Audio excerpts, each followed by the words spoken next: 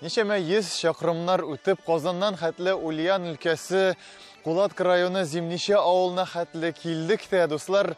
Без моны шит җирләргә килдек дип әйтәбез, ләкин монда да шундый ук татарлар. Безнең шалымнар, безнең сөйләм ярый әзрәк үзгәрешләр булса да, ләкин шулай ук шит җирләр микән соң бу? Монда да безнең милләттәшләребез яшәгәч.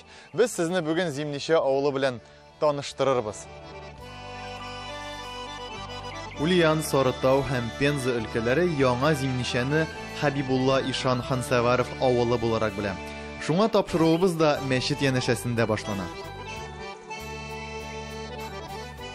Нектер менә татарларда нәкъ менә иләгә җыелу ниндидер үзенә бер кыйммәт алган дип әйтикме соң, нектер менә татар кортлары, безнең өлкәннәр, алар иләгә җыелып, анда сөйләшеп, күрешеп, күптән күрешмәгән, күптән белешмәгән дөнья хәлләрен сөйләп, дин тәгълиматы укып, нәкъ менә илә намазын хөрмәт итәләр. Һәм хәзерге вакытта да бу якларда да әлеге традиция, әлеге йола сакланып кала һәм иләгә менә шулай күп иттереп халык җыела.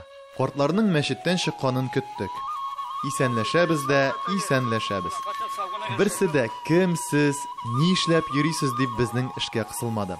Андый гадәт юк мондагы халыкның. Һәммәсе дә елмаялар. Килгән кешеләр икәнне абайлап яхшы юллар телиләр. Сүзләр бетмәгән икән әле. Машина яннарында да сөйләшәләр. Күп кенә проблемалар да шунда, мәчет тирәсендә генә хәл ителеп куя. Халык ярдәмләшеп яши монда. Или шундай бар, берничә теория бар, что ничек зимница происходит икән. Ну, бар шундай теория, что служивыйлар, татар служивыйлар, каслар Иван Грозный да шуиткәннәр бит. Башларга ул как поощрение, как подарок берген, яхшы служить иткән өчен, аларга җир бергән. Җир бергән дә, булар килә монда күз җиткән инде. Изләгәннәр урын кышларга шунда урын тапканнар. Урын ашаган да бу, урын ашаган да үзләренә. Шунда калганнар инде. Шуннан киткән Зимница.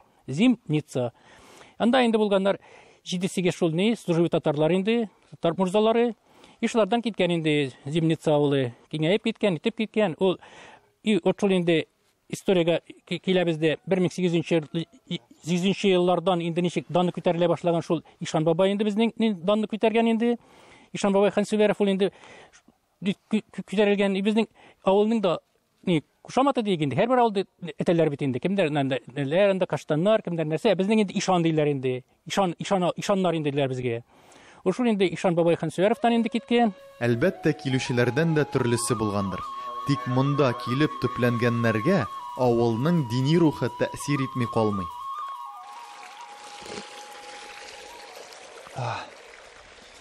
Авылның беренче версиясын, килеп чыгышының беренче версиясын сез инде ишеттегез. Ә инде икенчесе, ул менә бу шишмәләргә бәйле. Зимне су диләр әлеге җирле телдә. Ягъни тәмле су диләр. Шулай ук зимне төрле минералларга бай суны да зимне дип әйтәләр. Һәм инде Зимнише атамасы да нәкъ менә шул сүздән килеп чыккан диләр.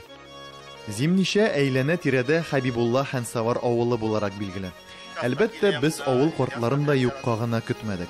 Ишанның каберен зиярат итеп, сезгә дә бу изге урынны күрсәтү нияте белән.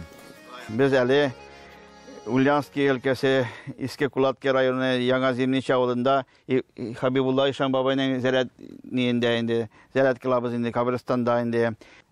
Хабибулла Ишан хәзрәт 400 шәкет Поволжье буена имам хатипларны гына әзерләгән. Аның шундый дәрәҗәсе булган, Казанда университет бетергәч ничек бирә булганнар үзләренә диплом.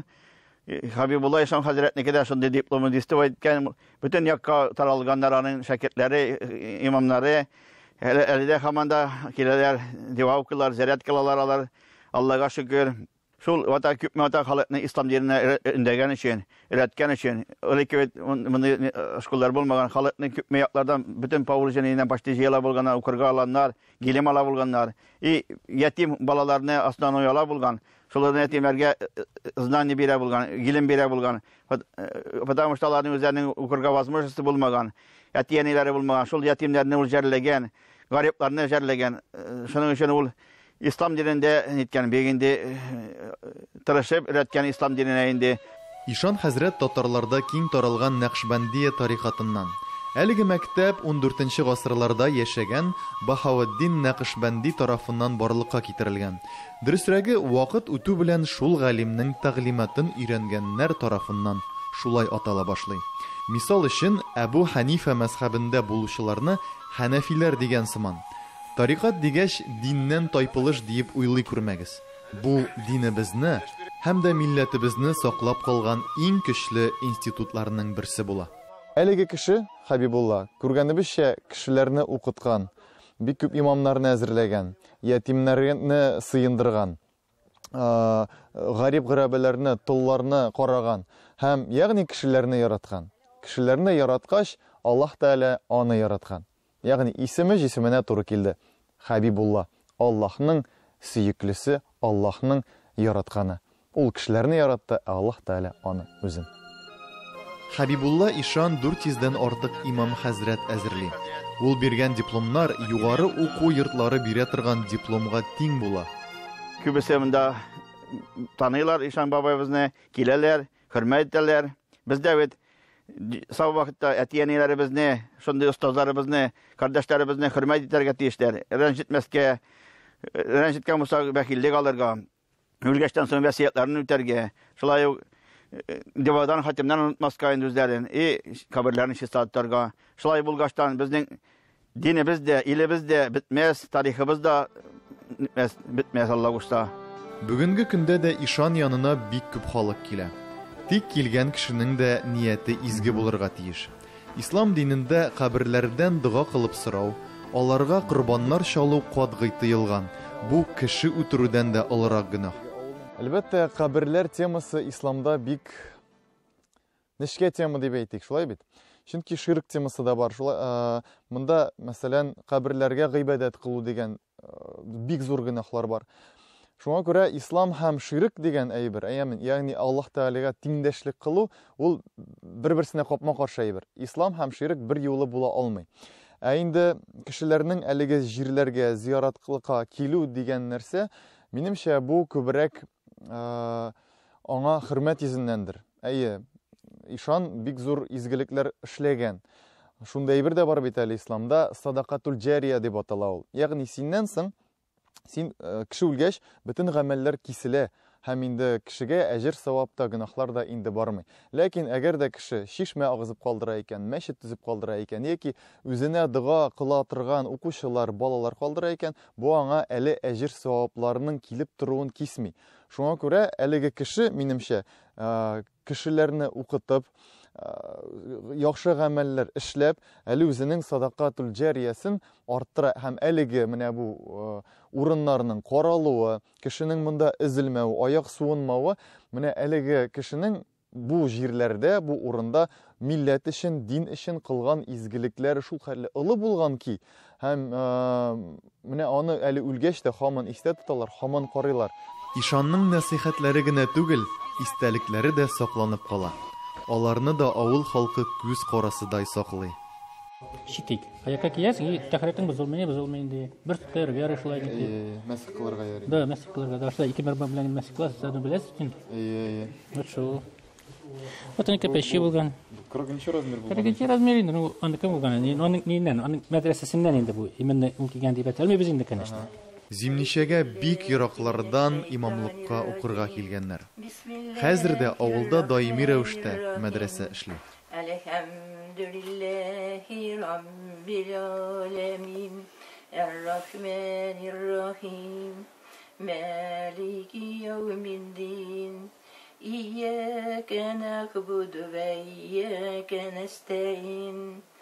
Октябрь айы башлангач, бигрәк дә инде ноябрь айлары эшләр беткәннән соң, бу мәдрәсәдә хатын-кызлар җомга көнне йөриләр. Bütün Korean укый белә торган хатын-кызлар йөри. 17-20-гә, чикле 21-дә була качан.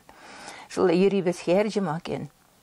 Аннары укыйлар, укыдылар, например, 6 кеше генә укыды, бетерде мәдрәсәне 3 ел укып, Korean укып бетерәләр дә, аннан җомга көнне йөри башлыйлар монда. Укучылар язын лагерь кебек була. Күпме инде җыялабыз, укучылар бөтенесе безнең мәктәптә эшләми инде, начальник класста юк. Шунарга күрә укучылар әзәйде. Булганнарны кемнең оныклары килә шәһәрләрдән, шул җыештырып, укытарга җыенабыз, инде тырышабыз. Шулай иттереп эшләп тора. Иратлар 2 мәртәбә йөри. Иратларны минем халялым тоже Амиров Исмаил укыта. Нәкышбәнди суфичылыгының төп бер тәгълиматы бар. Кул эшкә, йөрәк Аллага. Шуңа да эшсез яту ярамаган. Рамил әфәнде туган үскән җирендә эшли. Крупный рогатый скот, основной сыерлар, үгезләр. Башта сарыклар алган идек, сарыклар белән булдыра алмадык. Чыкмады эшебез дә, без тотындык, сориентировались сыерларга. Сөтне шул, сөт белән шөгыльләнәбез. Подходить надо грамотно ул эшкә. Грамотно. И кирәк беренчедән тотынырлык, чтоб акча инде, капитал вложение күп кирәк әлегә. Анан була. Ну, әлегә колхоз заманнары эшләргә түгел, әлегә именно бик грамотно подход надо. Научный неләрне тотып, без бөтенесен изучать итеп, опыт алып, үнгә яклардан, например, ничек аламәкә бара, шулай гына эшләсәң була. Эшләсәң була.